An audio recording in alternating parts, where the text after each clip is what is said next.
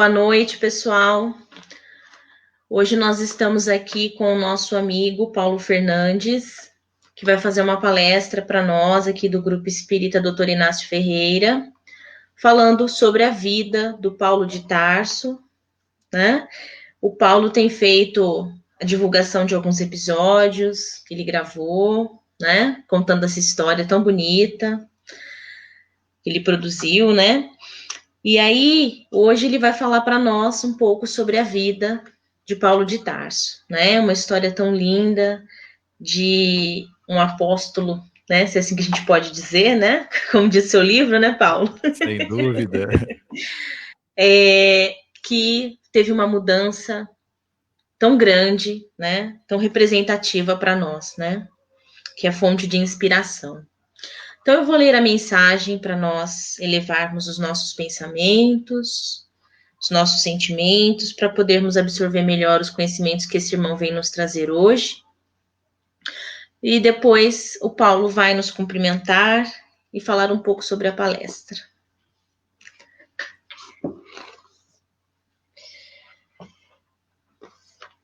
A mensagem de hoje é uma mensagem do livro Fonte Viva, de Chico Xavier e Emmanuel. E o título dessa mensagem é Humanidade Real. Apresentando o Cristo à multidão, Pilatos não designava um triunfador terrestre, nem banquete, nem púrpura, nem aplauso, nem flores. Jesus achava-se diante da morte. Terminava uma semana de terríveis flagelações, traído, não se rebelara. Preso, exercera a paciência. Humilhado, não se entregou a revides. Esquecido, não se confiou à revolta. Escarnecido, desculpara. Açoitado, olvidou a ofensa. Injustiçado, não se defendeu. Sentenciado ao martírio, soube perdoar. Crucificado, voltaria à convivência dos mesmos discípulos e beneficiários que o haviam abandonado para soerguer-lhes a esperança. Mas, exibindo-o diante do povo, Pilatos não afirma: eis o condenado, eis a vítima. Diz simplesmente: eis o homem. Aparentemente vencido, o mestre surgia em plena grandeza espiritual, revelando o mais alto padrão de dignidade humana. Rememorando, pois, semelhante passagem, recordemos que somente nas linhas morais do Cristo é que atingiremos a humanidade real. Boa noite, Paulo. Boa noite, Isabela. Seja bem-vindo, obrigada por ter aceitado o nosso convite, viu? Eu que agradeço o convite e a confiança dos irmãos do Inácio Ferreira.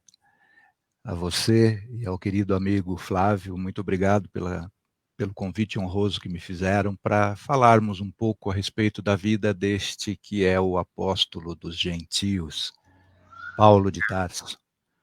Um abraço a todos os irmãos da região, da cidade de Araraquara, e a todos aqueles que nos prestigiam com seus ouvidos bondosos e os seus olhos mansos, neste momento em que carecemos tanto de fraternidade cristã no mundo, transportando para os nossos sentimentos o sentimento amoroso do Cristo, e que Ele, Jesus, o manso Rabi de Nazaré, nos abençoe ao nosso propósito de nos reunirmos, de congregarmos em teu santo e divino nome.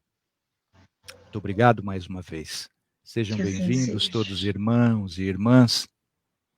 Hoje nós vamos relembrar, né, o filósofo grego Platão, que viveu no século IV a.C., discípulo do filósofo Sócrates, dois dos mais importantes pensadores da história da humanidade, Platão nos diz que adepto e conhecedor da reencarnação naquele período da história da humanidade, no interior da Grécia clássica, da filosofia clássica da Grécia, a reencarnação era conhecida como pré-existência e transmigração da alma. A alma pré-existe ao corpo e transmigra de corpo em corpo. Esta filosofia ressuscitada no seio do cristianismo por Allan Kardec, com uma brilhante análise e comparação da filosofia de Sócrates e de Platão na introdução do Evangelho segundo o Espiritismo, Kardec analisa essa filosofia relacionando seus aspectos morais com a filosofia do Cristo, a moral do Cristo. E Kardec conclui por si mesmo, não por orientação dos espíritos, mas por ele, que não se espantaria se Sócrates e Platão tivessem reencarnado no mesmo momento que o Cristo e tivessem sido escolhidos diretamente pelo Manso Rabi como 2 dos 12 apóstolos eleitos para darem continuidade, para ouvirem diretamente os seus ensinamentos e darem continuidade à sua boa nova, dada a importância desses 2 filósofos.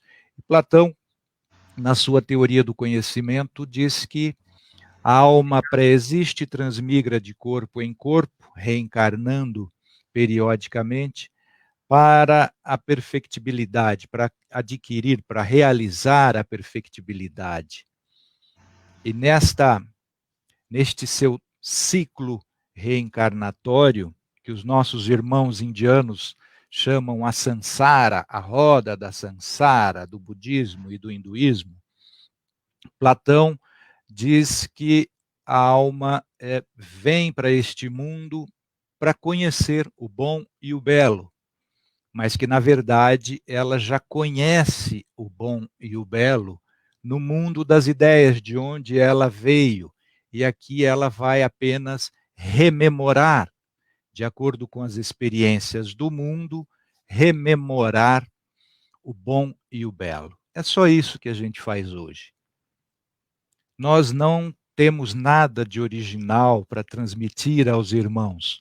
Nós temos apenas que rememorar a história do cristianismo. E a história do cristianismo foi feita também por Paulo de Tarso. Como a nossa irmã Isabela anunciou, nós temos trabalhado atualmente num documentário sobre a vida e obra de Paulo de Tarso, com o fruto da nossa peregrinação o ano passado por 70 dias, 38 cidades, 8 países, atrás dos caminhos, dos passos do apóstolo Paulo, e recolhemos um farto material audiovisual e estamos nos aventurando a realizar um documentário em cima do texto de Lucas, o Atos dos Apóstolos, obviamente instrumentalizados por toda a história enorme que existe sobre Paulo de Tarso, tanto no seio da igreja cristã, quanto nas fartas bibliografias acadêmicas, historiográficas que existem sobre esse apóstolo. Então, nossa fala hoje, nossa rememoração da vida e obra de Paulo de Tarso, dar-se-á muito em função desse trabalho que estamos realizando e esperamos poder contribuir para esclarecer um pouco da grandeza que nossa simples capacidade, nossa humilíssima capacidade intelectual e sentimental, no momento em que vivo neste planeta de provas e expiações, a minha capacidade não é suficiente para expor com o mérito que ele tem a vida e a obra desse apóstolo, que é, sem dúvida nenhuma, o mais importante autor do cristianismo, além do Evangelho de Mateus, de Lucas e Marcos e João. Né? Eu vou pedir então para a nossa irmã Isabela, colocar um trailer desse documentário que eu convido os irmãos a assistirem no meu canal do YouTube, www.youtube.com, Paulo César Fernandes. Todos os sábados nós estamos estreando um novo episódio. Nós estamos no episódio 9. Sábado que vem, sábado próximo, estrearemos o episódio 10.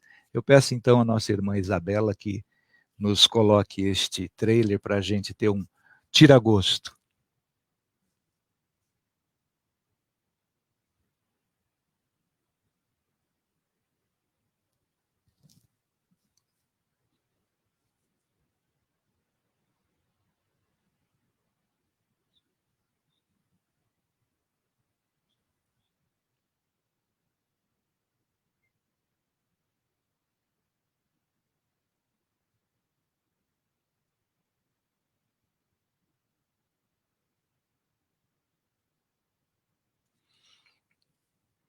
Nós passamos por Tarso, passamos por Jerusalém, evidentemente, passamos pela onde Paulo mudou o seu nome de Saulo para Paulo, passamos pela região da Turquia, o interior da Turquia todo, até chegarmos à cidade de Efésios, onde teve uma grande importância no trabalho de Paulo de Tarso. Depois viajamos para a Grécia, onde visitamos as cidades de Filipos, Tessalônica, Atenas, até chegarmos em Corintos. E, finalmente, a cidade de Roma, onde Paulo teve a sua passagem de volta para o mundo espiritual. Eu convido aos irmãos e às irmãs para visitarem o nosso canal e nos prestigiarem com essa presença bondosa, acompanhando conosco. E todos os sábados, logo após a exibição de um novo episódio, nós fazemos um bate-papo sobre o conteúdo do episódio e esclarecendo as dúvidas, as curiosidades, que não são poucas num trabalho assim, numa aventura como essa que nós fizemos. Sejam todos muito bem-vindos, portanto. Falar de Paulo de Tarso é falar de um ser humano, de um espírito que mudou radicalmente a sua trajetória existencial. Falar de Paulo de Tarso é tentar mergulhar na profundidade de um sentimento e de uma fé incomensuráveis. Uma fé verdadeiramente inabalável, tal qual aquela que levou Kardec a esculpir na abertura do Evangelho segundo o Espiritismo a sua máxima fundamental em relação a esta força da alma que é a fé.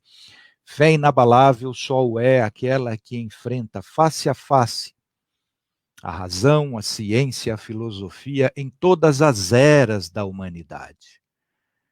Paulo de Tarso tem uma fé assim. Hoje, evidentemente, 2000 anos depois, muito mais potencializada ainda do que esta que nós estamos tentando alcançar na sua verdadeira elevação e profundidade. Por quê? Porque Paulo de Tarso, como nós conhecemos, não encarnou naquela existência da forma perfeita e acabada como nós conhecemos hoje, 2000 anos depois. O autor de obras que se sustentam há 2000 anos de uma maneira intocada, de obras e, sobretudo, de um exemplo de vida que modificou, contribuiu para a modificação da história da própria humanidade. Por quê? Ele nasceu em uma cidade importante, de uma família cujo pai, muito laborioso, conseguiu desenvolver uma atividade industrial e comercial que lhe propiciou estudos numa época em que isso era privilégio de muito poucos. Mas um jovem muito dedicado ao intelecto e, sobretudo, criado sob a a luz da fé. Nós sabemos que todo espírito reencarnado traz já as suas tendências, as suas inclinações, traz os seus vícios, mas traz, sobretudo, as suas posturas virtuosas já adquiridas em existências passadas. E uma trajetória como a de Paulo de Tarso não é uma trajetória ocasional, não é uma existência, não é um reencarne ocasional, mas sim percebe-se ao final da sua jornada que era um contrato amoroso estabelecido diretamente com ele pelo Cristo, Jesus. Jesus estabelecera antes da encarnação de ambos um acordo com Paulo de Tarso, com o espírito que levou o nome de Saulo e transformou esse seu nome em Paulo de Tarso. Isso tudo nós concluímos, evidentemente, das suas obras e da sua modificação radical do seu sentimento. Por quê? Nascido no seio do judaísmo, Saulo foi criado como fariseu, na linhagem hebraica da elite intelectual, filosófica e religiosa da seita do farisaísmo. Ele mesmo atesta isso nas suas cartas e no Atos dos Apóstolos, o diário de Lucas, seu discípulo, que anotava toda a fala e a postura de Paulo de Tarso. E ele diz: todos aqueles que me conhecem verdadeiramente, tanto em Tarso quanto em Jerusalém, sabem que eu vivi dentro da mais estrita disciplina do farisaísmo. E o farisaísmo era uma seita daquela época, pautada pelo estudo aprofundado da Torá, a lei judaica e dos profetas, os livros sagrados do judaísmo. Além da interpretação rabínica, tá? O Talmud. Então, Saulo foi criado dentro do rigor filosófico, histórico e, sobretudo, religioso e da fé de um fariseu. Formado em filosofia, porque a Academia de Filosofia de Atenas foi transportada pelo então imperador macedônio Alexandre o Grande, o imperador Alexandre Magno, levou a filosofia grega numa sua tentativa bem-sucedida de expansão de um movimento filosófico cultural conhecido como o helenismo, até a cidade de Tarso e até a cidade de Alexandria, de modo que a cidade de Tarso e a cidade de Alexandria eram três pilares da filosofia helenista, com academias de ciências e de filosofia helenista, de filosofia grega. E as informações históricas e, sobretudo, a informação do espírito historiador Emmanuel, na sua obra magnânima Paulo e Estevão, nos dão essa informação segura de que Paulo era formado em filosofia. O jovem Saulo era formado em filosofia grega. Portanto, quando o jovem Saulo vai para o templo, a escola do templo de Salomão em Jerusalém, como todo bom jovem fariseu, estudar a filosofia hebraica, a filosofia do judaísmo, e formar-se aos pés do Rabino Gamaliel, do sábio Rabino Gamaliel, membro, magistrado do Sinédrio, a mais alta corte da nação judaica, sediada no Templo de Salomão, em Jerusalém, aos pés do qual Saulo de Tarso se formou rabino e doutor da lei judaica, o jovem Saulo teve esta formação além da formação helenista, da filosofia grega. Portanto, nós estamos falando de um homem com essa capacidade intelectual, cultural e religiosa. E, na verdade, como nós percebemos também no Atos dos Apóstolos, na sua formação intelectual, ele conta com a Academia de Direito Romano, pois numa das passagens do Atos dos Apóstolos, quase ao final da sua jornada na Palestina e na Ásia Menor, antes de ser levado prisioneiro para Roma, ele faz a sua própria defesa perante o governador Pórcio Festo, em Cesareia Marítima, e nós vemos ali o jurisconsulto hábil e refinado que era Paulo de Tarso. Então nós falamos de um homem que conta uma cultura inestimável, vasta, ampla, diversificada dentro do judaísmo, como rabino e filósofo hebreu, doutor da lei judaica, doutor da lei civil e penal romana. É este homem que tinha um acordo com o Cristo antes de reencarnar. E ele se preparou para isso. Marcada na sua consciência estava esta avença com o Divino Mestre, e ele se preparou e teve todas as condições materiais e intelectuais para isso. Mas, sobretudo, Saulo de Tarso era um homem de fé. E foi esta a fé que o levou a desenvolver e a empreender atos dos quais ele iria se arrepender e trabalhar para modificar as suas consequências, os seus efeitos, tanto na própria consciência quanto no mundo. E era a fé em Moisés.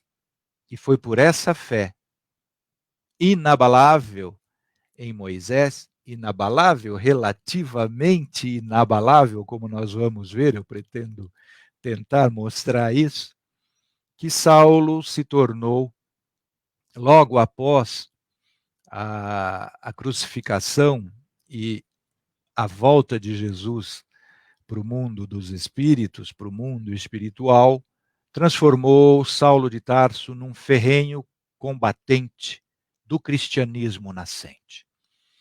Saulo é contemporâneo de Jesus. Nós não temos dados históricos para precisarmos a data do seu nascimento e nem precisa a data do nascimento de Jesus, mas eles eram praticamente da mesma idade, com alguns pouquíssimos anos de precedência do nascimento de Jesus. Mas nós sabemos que quando Jesus estava já no ápice da sua pregação, Saulo já se encontrava em Jerusalém e já era doutor da lei. E como nós sabemos disso? Porque Emmanuel diz que Saulo bordejava aos 30 anos quando Estevão foi apedrejado, preso, processado, o primeiro mártir do cristianismo, Santo Estevão, da obra Paulo e Estevão. E quando Estevão foi sacrificado, martirizado dentro do pátio do Templo de Jerusalém, sob o processo, sob o olhar, sob a autorização, sob a prisão de Saulo de Tarso, isso foi no menos de um ano depois que Jesus havia voltado para o mundo espiritual. Então nós temos que louvar a Deus, o Criador, protetor, nosso Pai, e a Jesus, o Divino Mestre, que sabia exatamente o que fazia, e os seus enviados, os seus soldados, como bem reconheceu o centurião de Cafarnaum, Jesus também tinha o seu exército de luz que o acompanhava e recebia e executava as suas ordens. Nós temos que agradecer a providência divina e o trabalho incansável de Jesus, que Saulo de Tarso não se encontrava, muito provavelmente, não se encontrava em Jerusalém, no momento em que Jesus foi crucificado, preso e crucificado na quinta e na sexta-feira. Muito provavelmente no domingo da ressurreição ele deveria estar em Jerusalém, porque era dever de todo hebreu, de todo judeu, o domingo da Páscoa, o dia da Páscoa, a Pessá, judaica estar em Jerusalém para cumprir as suas obrigações como homem de religião. Mas, felizmente, Saulo de Tarso não conheceu Jesus pessoalmente, enquanto Jesus se encontrava no mundo encarnado, naquele momento triste da humanidade, naquela entristecida Palestina. Mas, depois de ser consagrado como perseguidor cruel dos cristãos, por quê? Não por maldade, não por ignorância, mas por uma armadilha muito mais perniciosa, como nós vimos constatando nesses 2000 anos de cristianismo, uma fé cega. A fé de Saulo de Tarso na lei de Moisés era cega, que não conseguiu enxergar o cumprimento pleno daquilo que ele esperançava com todo o seu coração, com todo o seu melhor e maior sentimento, com toda a sua fé. Por quê? Porque a vinda do Messias era uma esperança de Saulo de Tarso, prometida pela Torá, prometida pelos profetas do judaísmo, sobretudo Ezequiel e Isaías, prometiam o envio pelo Criador, Javé, do Messias Salvador da sua nação. E Paulo esperançava a vinda do Cristo, do Messias, do ungido, esperava pela promessa realizada no Velho Testamento, na Torá e no Talmud, nos profetas do Velho Testamento, da tradição hebraica. E ele não conseguiu, com a sua fé cega, enxergar em Jesus, naquele Messias, naquele humilde rabi da Galileia. Por quê? Porque da Galileia, como diziam os fariseus, o que pode vir de bom da Galileia?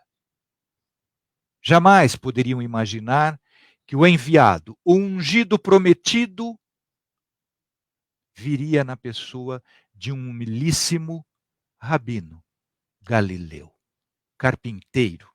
Esperavam um Messias vestido de armaduras douradas, como o salvador material, imperial, de uma nação belicosa como era a nação judaica, e não um manso cordeiro enviado pelo Pai para exemplificar exatamente a mansidão e a humildade.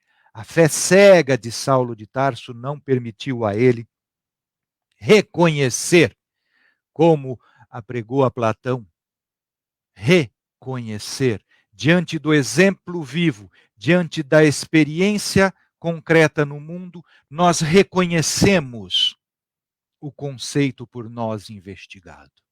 Acontece que a vinda do Messias, o Cristo Salvador, não era mais simplesmente um conceito, uma ideia, mas era a verdade sonhada, a verdade buscada por todo filósofo, inclusive Saulo de Tarso. O filósofo helenista, o filósofo judeu, buscava a verdade. Só que todo o seu cabedal intelectual não era suficiente para o reconhecimento da verdade plena e pura do Verbo de Deus encarnado. Por isso, Saulo de Tarso não estava preparado para a identificação daquele manso rabi galileu da sua mensagem. Mas como o trabalho de Saulo de Tarso era comprometido diretamente com o Cristo, Jesus, a mansidão encarnada, a misericórdia representada do Pai, que é infinita, o amor em ação, a caridade, portanto, não iria permitir que uma de suas ovelhas ou seja, uma das ovelhas pelo pai confiada sob a sua guarda, o seu pastoreio, se perdesse.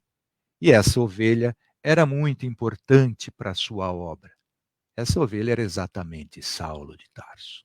De modo que, para evitar, para impedir que aquele espírito tão importante na expansão da sua mensagem de amor se perdesse definitivamente, mesmo depois de ter realizado atos de verdadeira violência, com perseguição, invasão de lares, prisão de mulheres e homens, cujas crianças, cujos filhos ficavam abandonados, prisão, investigação, processamento, judiciamento, sentenciamento e execução de morte. Era isso que Paulo fazia com os cristãos. Jesus impediu que ele ampliasse este seu trabalho equívoco de fé cega. E quando ele se encaminhava para a execução definitiva da expansão dessa crueldade em nome da fé cega que ele exercia à cidade de Damasco, no sol do meio-dia do deserto da Síria, Jesus resgata este espírito desta trajetória infeliz sob a qual ele estava sendo conduzido, pela qual ele estava sendo conduzido pela sua fé cega, impulsionada pela injustiça de legiões, de falanges espirituais nefastas, porque era isso que acontecia com Saulo de Tarso neste momento. A fé cega faz nós ficarmos à mercê da iniquidade espiritual, da injustiça espiritual, de pseudo-sábios espíritos que operam contra a expansão da Boa Nova no mundo. Naquele momento e hoje, inclusive. Por isso que o Divino Rabi nos recomendava, desde então, vigiai e orai para não cairdes em tentação. Porque o espírito é pronto, o espírito já sabe o que tem que fazer. Mas o mergulho na carne, na matéria, nos turva o entendimento, nos oblitera a consciência. E era isso que acontecia com Saulo de Tarso. Mas veio o divino resgate e Jesus o rememorou, fez com que ele recordasse, acessando a sua memória espiritual profunda, a consciência, o tribunal da consciência onde estava gravado aquele acordo divino de servir ao divino Cordeiro na expansão do seu evangelho de amor. E Jesus provoca em Paulo, em Saulo de Tarso, um transe mediúnico de ordem tal que faz com que ele acesse a sua memória abissal, onde estava gravada esta combinação maravilhosa e divina com o Divino Mestre. E neste transe que Jesus provoca em Saulo de Tarso, ele cai do cavalo e ouve a voz do Senhor, ao mesmo tempo que vislumbrava no sol cristalino do deserto, ao meio-dia, uma luz mais radiante, como ele mesmo narra no Atos dos Apóstolos.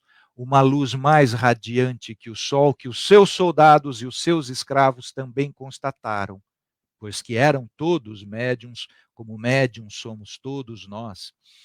Mas só Saulo de Tarso era, além de vidente, médium audiente, e ouviu a voz do Senhor. Saul, Saul, que o conhecia na profundidade de chamá-lo pelo nome judaico, pelo nome hebreu, que os seus pais, o qual seus pais tinham homenageado, o primeiro rei das 12 tribos, o rei Saul. E Jesus diz para ele: Saul, Saul, por que me persegues? Este é o divino despertar que o Espírito Jesus provocou na consciência de Saulo de Tarso, fazendo com que ele relembrasse, intuísse o acordo divino que havia realizado com o Senhor. E ele, na ignorância da memória intelectiva ainda, pergunta: mas quem sois, Senhor? E Jesus responde para ele: eu sou Jesus, a quem perseguis. E ele perseguia os seguidores de Jesus. Ali, Saulo de Tarso já constata uma das falas mais bonitas para nós, mais belas e mais consoladoras que Jesus tem para nós. Se nós nos fizermos criancinhas, pequeninas, diante dele. Porque Jesus nos garante que tudo aquilo que fizermos a um desses pequeninos sob a sua tutela, é a ele que faremos. Ali Saulo de Tarso constata essa verdade, porque ele não perseguia na sua ingenuidade, na sua fé cega, ele não perseguia a Jesus, ele perseguia os seguidores de Jesus. Por quê? Porque eram hereges, estavam em erro. E ele estava com a verdade que até aquele momento, para ele, era Moisés e a lei. Por isso que Saulo ali revive toda a sua vida antes daquela encarnação. Por quê? Porque imediatamente ele percebe os efeitos da sua cegueira intelectual, da sua cegueira de fé, e transporta para o seu organismo físico essa obnublação da visão, essa perda da luz, do conhecimento verdadeiro, do conhecimento da verdade que nos liberta. E ali Saulo de Tarso fica também cego da visão orgânica. E humildemente, aí está o resgate do verdadeiro espírito. Reconheceu o seu erro e humildemente colocou-se nas mãos daquele Senhor que até então ele não conhecia e não se lembrava. E lembrou-se, porque a sua postura é de um verdadeiro fiel na pergunta que ele dirige àquele Senhor. Senhor, que quereis que eu vos faça? Esta é a postura de um verdadeiro fiel, de um verdadeiro homem de fé.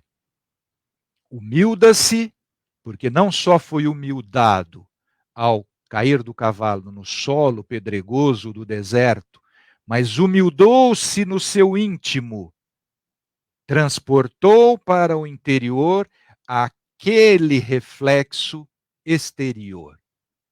Transportou para o seu corpo o reflexo da sua cegueira espiritual, ficando também cego da visão. E aí entregou-se prontamente, mansa e humildemente, à condução daquele espírito. Que quereis que eu vos faça, Senhor? E aí morre o homem velho e nasce Paulo de Tarso. O espírito que foi trabalhar.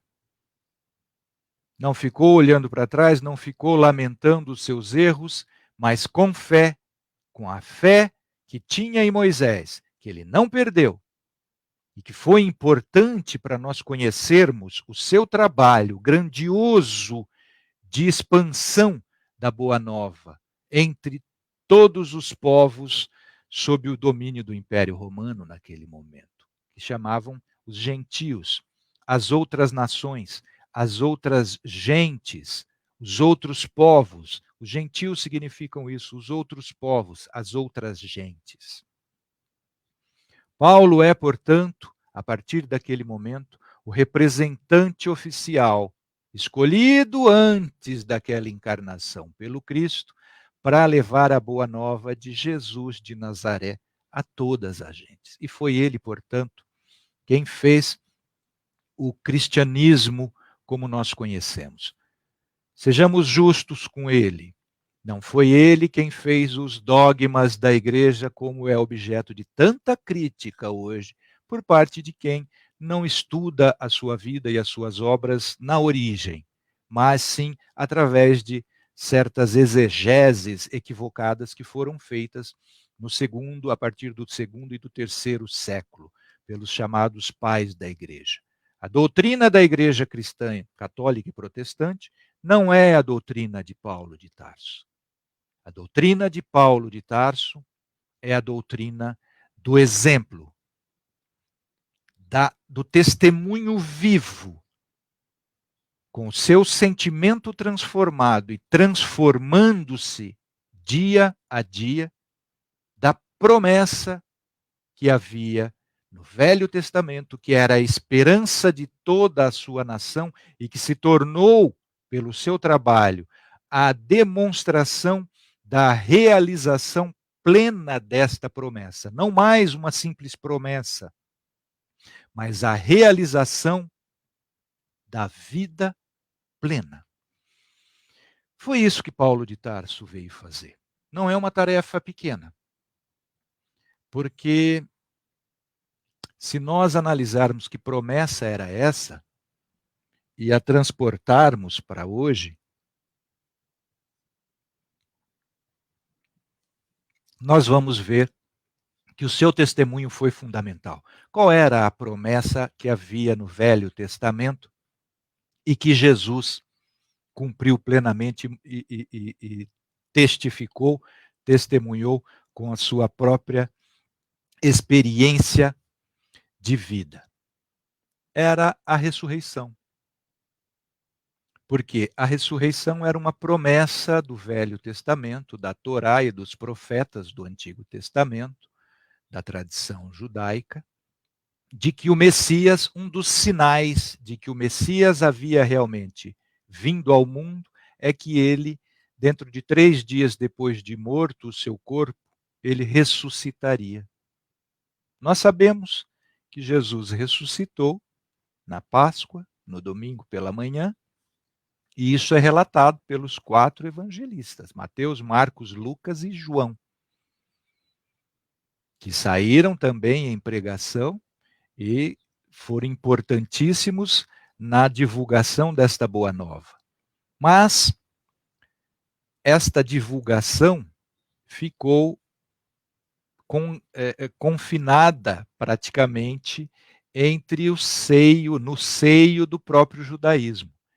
Quem levou, exemplificou, testificou, deu testemunho vivo desta promessa cumprida, da realização desta promessa, foi Paulo de Tarso, porque foi ele quem saiu para os gentios, recebendo orientação direta do Espírito Jesus, quando de volta para Jerusalém, depois de Damasco, que ele foi até Damasco depois de ter encontrado o Cristo, e voltou para Jerusalém.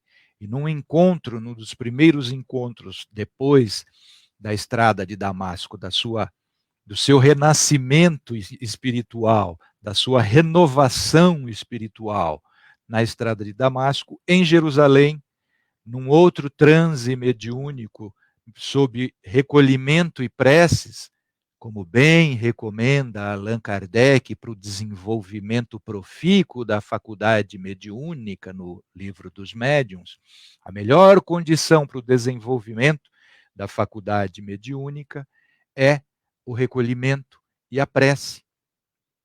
No templo, orando no templo, Jesus aparece novamente para ele e fala: vai embora de Jerusalém.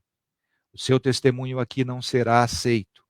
Eu quero é que você vá testificar o meu nome, o meu exemplo, a minha vida, a minha ressurreição perante os gentios. E é exatamente isso que ele faz.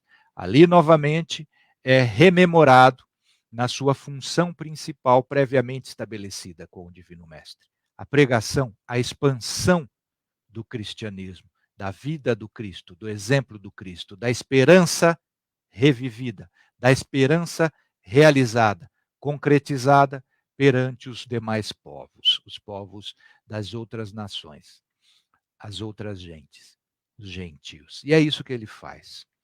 Mas ele não faz simplesmente a partir da sua experiência, do seu cabedal intelectual e filosófico, cultural. Ele vai dar testemunho de vida.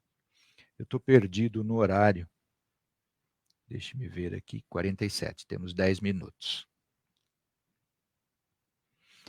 Ele vai dar testemunho vivo, porque de fato o seu testemunho não era aceito. E aí ele teve que exercitar a humildade plena, porque não era aceito nem pelos judeus, sua antiga nação, seu povo, e nem pelos cristãos novos, que tinham receio, duvidavam da veracidade da sua conversão. E por que é importante o testemunho de Paulo para nós? Porque ele não ficou simplesmente no testemunho verbal. Ele mudou o seu nome no Chipre, depois de uma primeira experiência como médium de cura. Ele mudou o seu nome de Saulo e adotou o correspondente romano Paulo, da cidade de Tarso.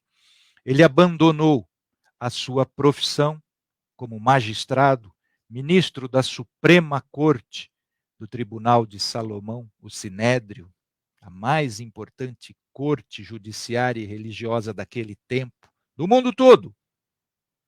Não era só dos judeus. Do mundo todo. O Sinédrio, a Suprema Corte religiosa, política da nação hebraica, era a mais importante do mundo naquele momento. Tanto quanto o Senado de Roma, porque estabelecia leis como o Senado de Roma, estabelecia sacerdotes como o Senado de Roma, estabelecia deuses o Senado de Roma. O Sinédrio de Jerusalém era o defensor da lei de Deus.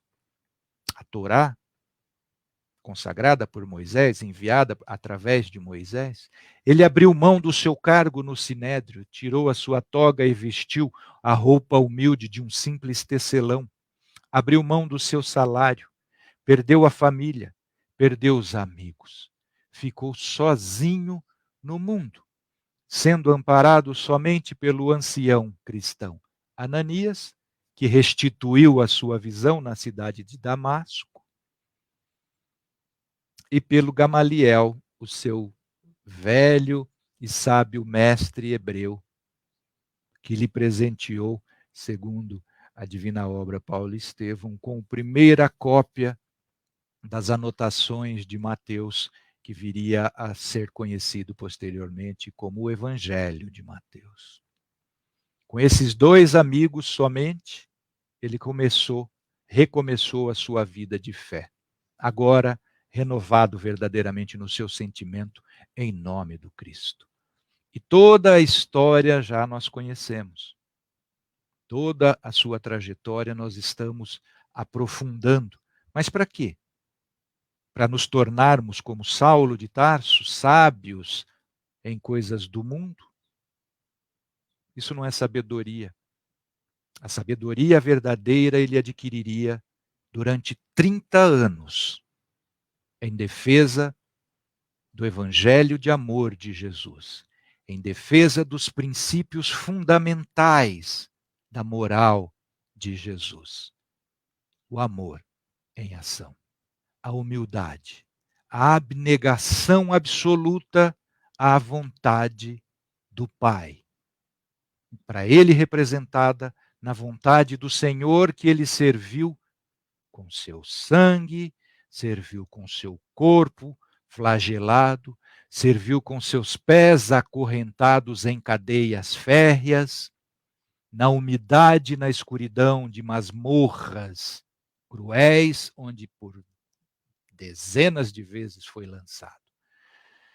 Chicoteado 5 vezes 40 menos 1. Mais de 200 chicotadas ele recebeu. Só do lado dos hebreus. Na verdade, 5 vezes 39, como ele mesmo confessa. 3 vezes chibateado pelo Império Romano. Sofreu naufrágios. Sofreu humilhação intelectual em Atenas. Passou fome, frio, sede, febre, na chuva, no vento, na neve. para modificar o seu sentimento, simplesmente para mostrar o quê? O cumprimento da promessa que Cristo veio trazer para nós e mostrou naquele domingo de manhã, o fim da morte. Hoje que nós vivemos, minhas irmãs, meus irmãos, apavorados por uma pandemia, todos com justeza apavorados pela nossa saúde. Mas devemos relembrar o cumprimento da promessa. Jesus fez todo o sacrifício que fez. Saulo transformou-se em Paulo pela promessa cumprida do fim da morte que ele testemunhou e entregou a sua vida até o fim, na sua decapitação martirizante em Roma, ostentando a verdade do Espírito infinito. Foi essa a missão que Jesus veio. Se o mundo vos causa aflições, diz o Divino Mestre, causou a mim também. Se o mundo vos aborrece, saiba que aborreceu mais a mim. Mas tem de bom ânimo, diz o Mestre para nós. Eu venci o mundo. Eu mostrei o fim da morte. Portanto, minhas irmãs, meus irmãos, olhemos para o Divino Mestre no seu sacrifício para toda a humanidade.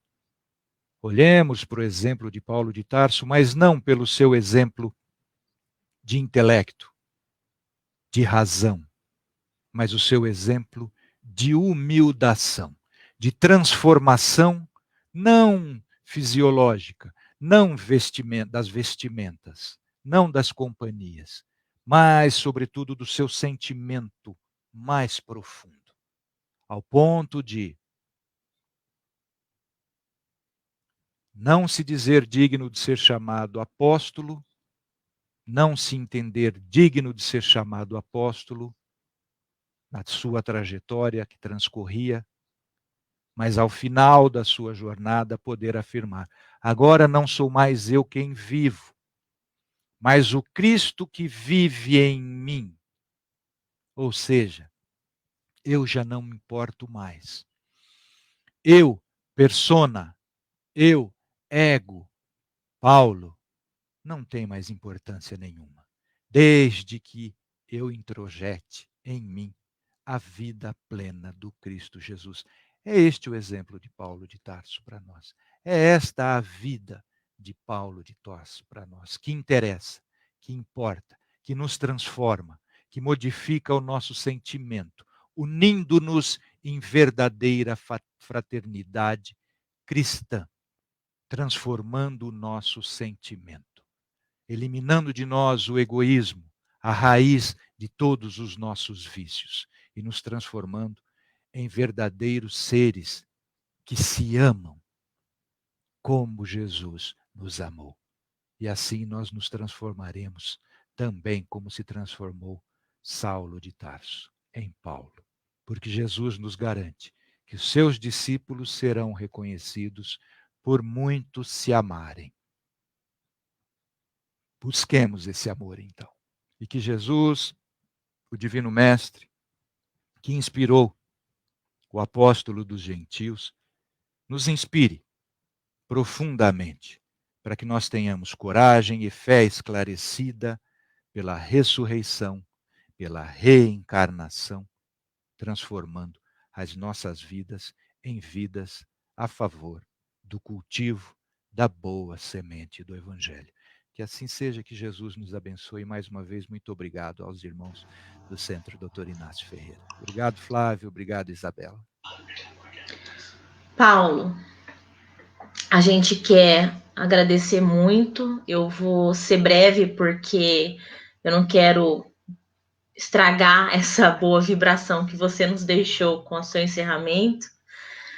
E dizer que quando Cristo disse: aquele que quiser me seguir, pegue a sua cruz e siga-me, é isso que ele queria dizer para nós todos, né? Assim. Então, a gente quer agradecer muito a sua presença, agradecer aos amigos que estiveram nos ouvindo durante essa noite. Aqueles que não puderam estar conosco, a palestra ficará disponível na página do Facebook e também no nosso canal no YouTube. Podem compartilhar com esses amigos. Paulo, muito obrigada. O Flávio pediu para você esperar um minutinho, que ele quer dar uma palavrinha com você. Uma boa noite. Boa noite, obrigado mais uma vez. A todos esses amigos que aí estão, que Jesus nos abençoe, com uma semana de muita luz e muita paz. Boa noite.